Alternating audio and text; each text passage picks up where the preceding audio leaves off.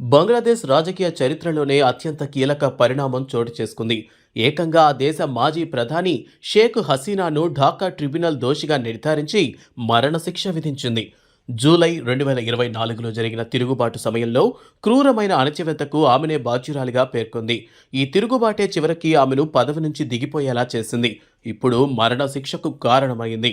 Justice ఎండి golem మొర్తుజా మొజుందర్ నేతృత్వంలోని 3 సభ్యుల అంతర్జాతీయ నేరాల ట్రిబ్యునల్ తమ 453 పేజీల తీర్పును గంటల తరబడి చదివి వినిపించింది. 17 ఏళ్లకు పైగా బంగ్లాదేశ్ రాజకీయాలను శాసించిన 78 ఏళ్ల నాయకురాలిపై వచ్చిన అత్యంత తీవ్రమైన చట్టపరమైన అభియోగంగా ఈ పత్రం నిలిచిపోయింది. ఢాకా ట్రిబ్యునల్ తీర్పు ఇలా ఉంది. బంగ్లాదేశ్లో ఇటీవల నెల రోజుల పాటు జరిగిన అశాంతిలో సుమారు 1400 మంది మరణించారు. 24,000 మంది గాయపడ్డారు. వీరిలో చాలా మంది జవాబుదారీతనం, సంస్కరణలు కోరిన విద్యార్థులే. ఈ మరణాలు అనుకోకుండా జరిగినవి కావని, పై స్థాయి నుంచి వచ్చిన ఆదేశాల ఫలితమేనని న్యాయమూర్తులు అభివర్ణించారు.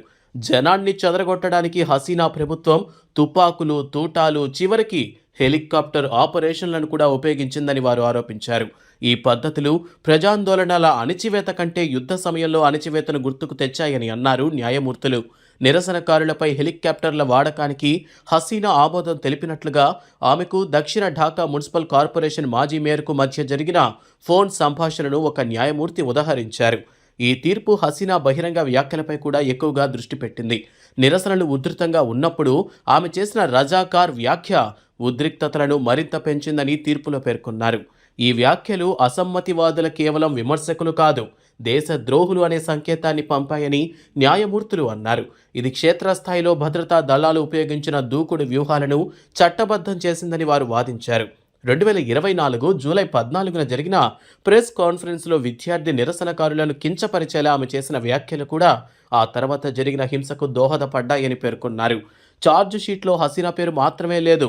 బంగ్లాదేశ్ మాజీ హోంమంత్రి అసదుజ్జమాన్ ఖాన్ కమల్, మాజీ పోలీసు చీఫ్ చౌదరి అబ్దుల్లా అల్ మామూమ్ కూడా ఈ అణచివేతకు కుట్ర పన్నారనే ఆరోపణలు ఉన్నాయి. అయితే హసీనా, కమల్ పరారీలో ఉన్నట్లు ప్రకటించగా వారు లేకుండానే విచారణ జరిగింది. మామూన్ మొదట విచారణకు ఎదుర్కొన్న తర్వాత అప్రూవర్గా మారి సాక్ష్యమిచ్చారు.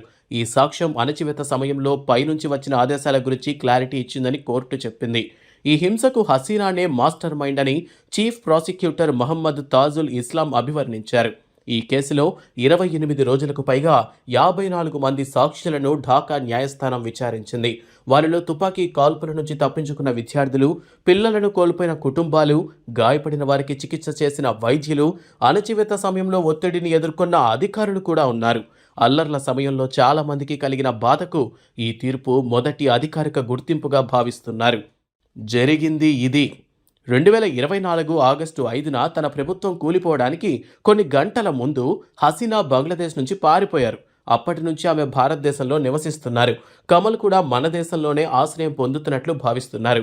హసీనా పలాయనం అనంతరం నోబెల్ గ్రహీత మహమ్మద్ యూనస్ నేతృత్వంలోని మధ్యంతర ప్రభుత్వం ఆమెను అప్పగించాలని అధికారికంగా కోరింది. కానీ న్యూఢిల్లీ ఇంకా స్పందించలేదు. ఇదిలా ఉండగా ఈ కేసు రాజకీయ ప్రేరేపితమని ఆమె మద్దతుదారులు వాదిస్తున్నారు. అయితే ఈ వాదనను కోర్టు తిరస్కరించింది.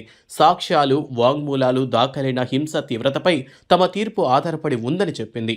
ఈ తీర్పు నేపథ్యంలో ఢాకాలో అశాంతి నెలకొనే అవకాశాలున్నాయని పోలీస్ కమిషనర్ షేక్ ఎండి సజ్జద్ అలీ పేర్కొన్నారు.